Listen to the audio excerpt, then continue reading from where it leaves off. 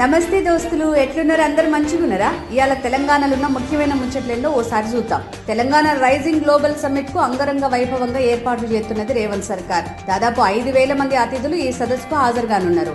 వీరి కోసం అద్భుతమైన ఏర్పాట్లు చేసుడితో పాటు ఆహ్లాదకరమైన వాతావరణంలో ఈ సదస్సు జరిగేటట్టు ఏర్పాట్లు చేస్తున్నది. భారీ భద్రత మధ్య ఈ సదస్సు జరగనుంది. తెలంగాణ రైజింగ్ గ్లోబల్ సదస్సు ప్రారంభానికంటే ముందుగానే తెలంగాణకు పెట్టుబడుల వెలువ మొదలైంది. 70,000 కోట్లతోటి టీసీఎస్, టీపీజీ సంస్థలు హైపర్ వాల్ట్ డేటా సెంటర్లను ఏర్పాటు చేయనున్నారు. హ్యుండై కార్ల తయారీ పరిశ్రమ కూడా రానుంది.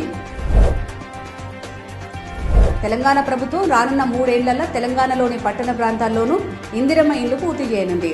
G+3, G+4 విధానంలో ఈ ఇళ్ల నిర్మాణం జరగనున్నది. యువతకు రేవంత్ సర్కార్ శుభవార్త చెప్పింది. సివిల్ సర్వీసెస్ మెయిన్స్ ఇంటర్వ్యూలకు ఎంపికైన వాళ్లకు రాజీవ్ గాంధీ సివిల్స్ అభయహస్తం కింద ₹1,00,000 చొప్పున ఆర్థిక సాయం అందిస్తున్నది. ఇంటర్వ్యూల మీద పట్టు సాధించేందుకు సీనియర్ అధికారులతోటి ఇంటర్వ్యూ బోర్డు ఏర్పాటు చేసేందుకు ప్రణాళిక వేసింది. హిల్టుపై 2 రోజుల పాటు హడావుడి చేసిన బీఆర్ఎస్ పార్టీ ప్రజా వ్యతిరేకతతోటి వెనుకకు తగ్గింది. అయితే బీఆర్ఎస్ కు బదులుగా బీజేపీ కొత్త రాగం అందుకుంది.